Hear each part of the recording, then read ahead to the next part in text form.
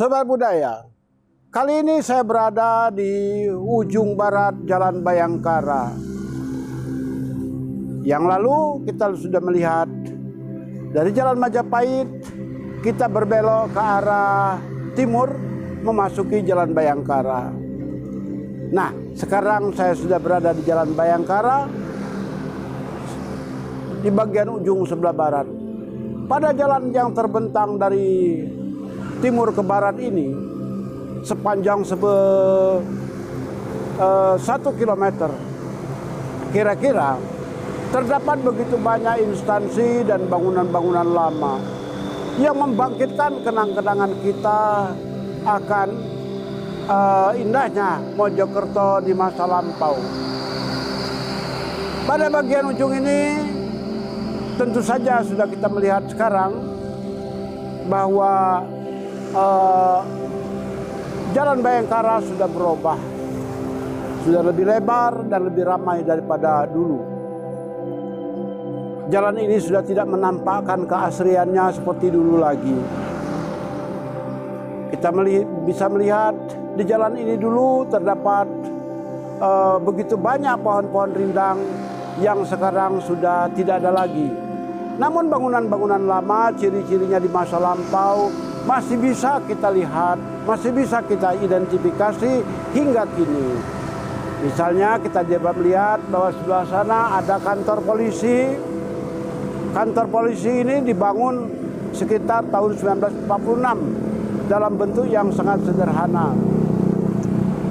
Terbentuknya Kepolisian Republik Indonesia pada tahun 1945 membuat Mojokerto akhirnya ditempati oleh kepolisian juga, termasuk yang pertama di Mojokerto, di mana didirikan di sini Jawatan Kepolisian Negara, yang kantornya memang pada waktu itu sudah ada tahun 1946. Akan tetapi seiring dengan perjalanan waktu, kantor ini pun direnovasi dan mengalami perubahan dari waktu ke waktu secara bertahap, sehinggalah kantor polisi ini seperti yang kita lihat sekarang. Bahkan ada patung Gajah Mada di depannya, baru kita lihat beberapa waktu belakangan ini dipasang di sana. Juga di bagian penghujung jalan Bayangkara ini kita melihat ada bangunan-bangunan lama, yaitu bangunan-bangunan milik Jawatan Kereta Api yang dibangun sekitar tahun 1950-an. Rumah-rumah ini pun sekarang sudah mengalami perubahan. Begitu banyak berubah sehingga ciri-cirinya di masa lampau sudah hampir hilang dan sudah sukar diidentifikasi. Namun demikian kita masih bersyukur bahwa bangunan-bangunan tersebut meski beberapa bagiannya sudah sukar diidentifikasi, namun masih ada yang beberapa tetap lestari.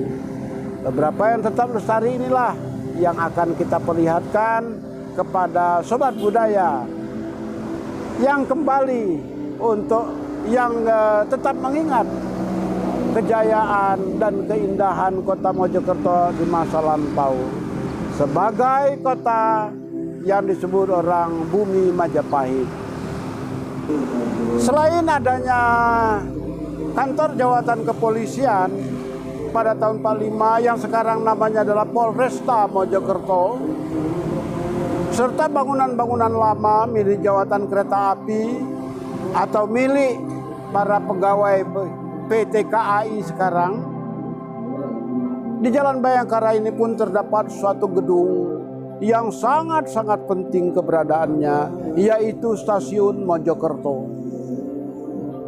Stasiun Mojokerto ini dibangun pada tahun sekitar 1914 saat Stadspoortwagen, perusahaan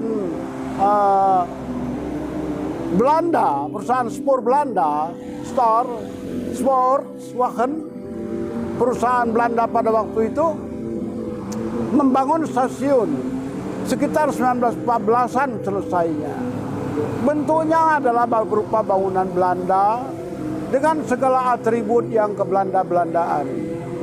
Akan tetapi seiring dengan perkembangan zaman, kita dapat melihat bahwa stasiun ini pun mengalami renovasi dari waktu ke waktu. Berpuluh-puluh tahun lamanya stasiun ini bertahan sehingga dia melakukan pelayanan bagi banyak orang, dan hingga kini gedung tersebut masih bisa kita lihat.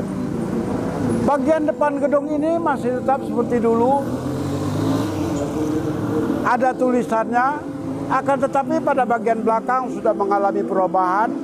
Kita bisa melihat adanya atap merah di sana yang menandakan bahwa gedung ini sudah banyak sekali mengalami perubahan. Ada supermarketnya, ada tempat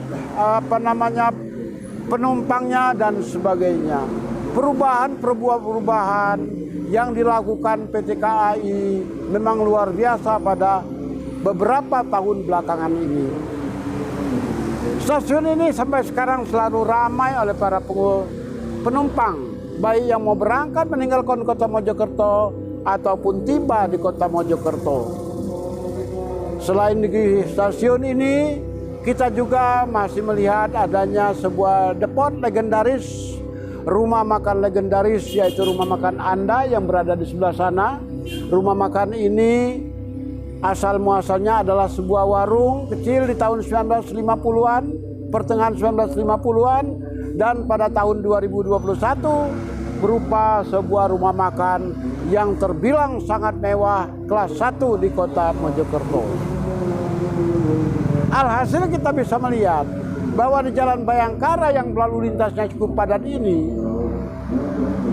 terdapat kantor polisi, rumah-rumah para pegawai kereta api ataupun stasiun, serta sebuah rumah makan yang sangat berkelas untuk ukuran kota Mojokerto. Jalan Bayangkara merupakan sebuah jalan yang sangat penting di kota Mojokerto, yang dulunya berupa sebuah jalan yang tak seberapa lebar, sekarang menjadi jalan yang untuk menyeberang pun sangat susah karena lebar, selain itu padat dengan lalu lintas. Sobat budaya, kini kita berada di Jalan Sudirman, Jalan Panglima Sudirman. Sebagaimana jalan-jalan yang lain di kota Mojokerto, jalan ini pun tak luput dari perkembangannya. Menjadi jalan yang ramai, lebih diperlebar dan padat dengan lalu lintas. Jalan ini adalah jalan termasuk jalan di tengah kota dan jalan cukup bersejarah. Di kota ini dulu terdapat sebuah losmen, hotel Selamat. Nama yang sangat sederhana, namun pernah berjasa bagi banyak orang. Tak terhitung pada zaman dulu, para pembesar pernah menginap di hotel tersebut. Hotel yang berdiri pada tahun 1955 tersebut bertahan hingga beberapa dekade. Saya pribadi pernah menginap di hotel tersebut 40 tahun yang lalu. Sebagai guru yang masih muda, pertama kali datang ke Mojokerto, pemilik hotel mengajak saya menginap di hotel tersebut. Sayang, hotel Selamat lama tersebut sudah tidak ada lagi karena sejak 1993 hotel tersebut dijual kepada pemiliknya yang baru. Sementara pemilik yang lama pun meninggal dunia dan anak-anaknya tersebar kemana-mana. Oleh pemilik baru, Hotel Selamat yang lama dibongkar untuk digantikan dengan bangunan baru seperti yang kita lihat di sini. Ini bangunan baru Hotel Selamat. Namanya tetap Selamat, tetapi bangunannya bangunan baru. Di bangunan baru semacam ini, Hotel Selamat yang baru tampak lebih megah daripada yang dulu, jauh lebih megah. Dan banyak juga para artis dari Jakarta pernah menginap di sini. Rata-rata jemaat gereja. Kita dapat melihat seperti Edo Kondologit, penyanyi dari Jakarta itu pernah nginap di sini. Fasa Ungu, saya lihat fotonya pernah nginap di sini, dan beberapa artis yang lainnya yang sempat anjang sana ke kota Mojokerto. Selain Hotel Selamat, di Jalan Panglima Sudirman inilah dulu tahun 1950-an tinggal seseorang yang sangat penting bagi negara RI, yaitu Dr. Leimena. Dr. Leimena dulu pernah tinggal di Mojokerto sedemikian lama sebagai seorang dokter, dan beliau memang setelah beliau bertugas di Jakarta, beliau acak pulang ke rumahnya di Mojokerto. Sayang bangunan rumah tempat tinggal Dr. Leimena dulu nasibnya sama dengan Hotel Slamet yang lama, yaitu telah dibongkar habis. Yang ada tinggal puing-puingnya saja. Sebelah sini kita bisa lihat, sebelah kanan sini, bahkan sekarang di lokasi bekas rumah Dr. Leimena tersebut telah dibangun konstruksi baja begini untuk dibangun pertokoan kabarnya. Akan tetapi jelas bahwa di jalan Panglima Sudirman ini ada menyisakan sedikit andil dalam perjuangan menegakkan negara RI. Setidak-tidaknya menyediakan penginapan bagi para pembesar di zaman dulu, dan kemudian ada seorang pembesar di masa lampau yang pernah tinggal di tempat ini. Losmen Slamet sudah hilang, dibongkar dan digantikan oleh gedung yang baru. Yang nun di sana jauh kita lihat. Kemudian rumah Dr. Leimena pun sudah tiada lagi. Hanya tinggal bekas-bekasnya saja. Juga ada satu gedung lagi di Jalan Sudirman ini yang membangkitkan kenangan luar biasa. Nostalgia yang tak pernah bisa terlupakan, yaitu Bioskop Ratna.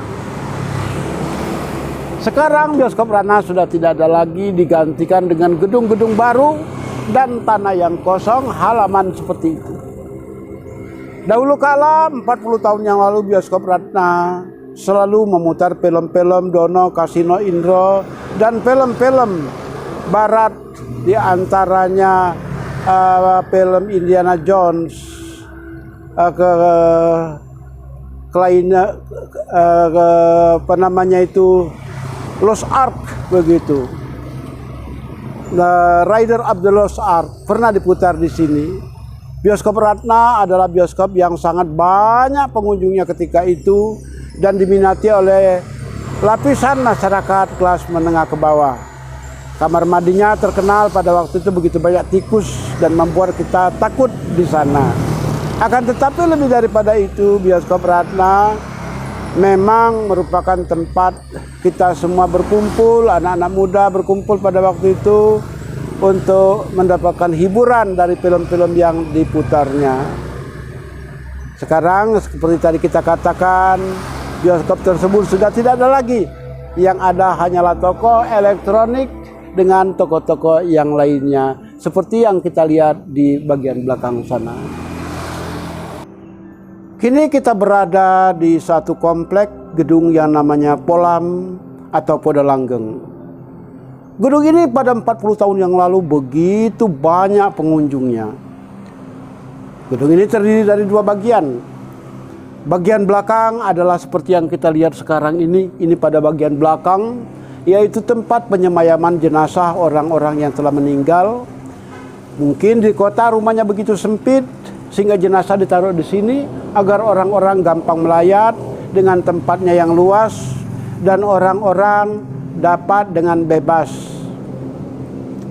berbuat, berkenalan atau ketemu teman-teman lama. Itu tempat penyemayaman jenazahnya masih ada, masih dipakai hingga kini. Ini pada bagian belakang. Tetapi pada bagian depan sana, dulu bagian depan sana digunakan untuk tempat orang-orang menikah, sebagai gedung pertemuan, tempat mengadakan reuni pernah, tempat orang-orang menikah dan orang-orang mengadakan hajatan. Pesta-pesta hajatan dan sebagainya dilakukan di gedung ini bagian depan sana. Sekarang bagian depan sana sudah terlantar, sudah tidak terawat lagi. Satu-satunya bagian dari gedung Podalanggeng ini yang masih terawat adalah bagian belakang tempat kita sekarang berdiri. Adapun bagian depan sekarang sudah sangat merana keadaannya.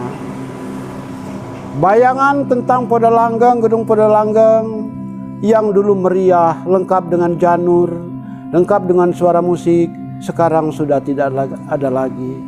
sepi, terlantar, berdebu dan merana.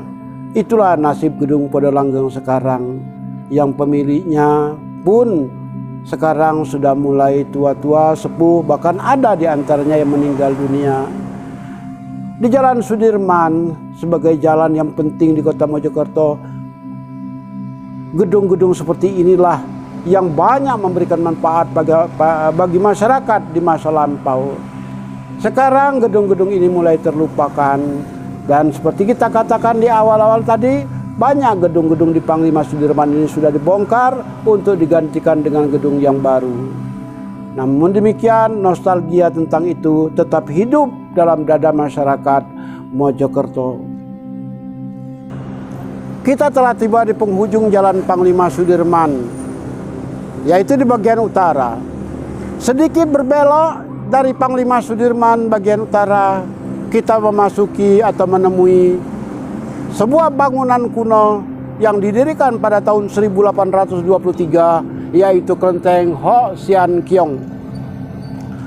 Kelenteng Ho Sian Kiong menandakan sepastinya bahwa ada masyarakat keturunan Tionghoa pada masa lampau di Kota Mojokerto, dan komunitas mereka cukup besar sehingga mereka memerlukan tempat beribadah seperti kelenteng yang sangat megah ini. Kelenteng ini sejak didirikan pada tahun 1823 mengalami renovasi demi renovasi, penambahan demi penambahan, sehingga pada tahun 2021 ini jadilah bentuknya seperti sekarang. Pada dasarnya, kelenteng adalah rumah ibadah. Dia sepeta ubahnya seperti masjid ataupun gereja. Dalam agama Islam masjid, dan umat Kristen gereja. Dia adalah tempat yang damai, tempat di mana tidak boleh terjadi adanya keributan, tempat di mana manusia saling bergandeng tangan, tempat manusia hidup rukun dan damai. Kelenteng ini kemudian acap dipakai untuk mengadakan pertunjukan-pertunjukan yang sifatnya berbau Tionghoa, bayang potehi, pertunjukan barongsai dan sebagainya. Tempat melestarikan budaya dari leluhur Tiongkok sana. Di bagian sana kita melihat ada vihara Buddha. Ini dipakai oleh umat Buddha untuk beribadah setiap waktu-waktu tertentu. Kemudian ada juga di sana gudang tempat lilin. Sayangnya tempat sakral ini kita tidak boleh meliput ke dalam, ke altar, karena bagaimanapun juga adalah tempat yang sakral. Namun demikian itu tidak mengurangi arti dan sejarah dan pentingnya penuturan kita tentang Kelenteng Ho Sian Kiong. Di bagian depan kelenteng ini terdapat pintu gerbang yang besar sekali, yang begitu megah, yang menampakkan keagungan suatu sistem budaya masyarakat Tionghoa lama. Dari sinilah kita bisa menilai bahwa kelenteng pun adalah suatu tempat yang layak dibanggakan dan layak dihargai.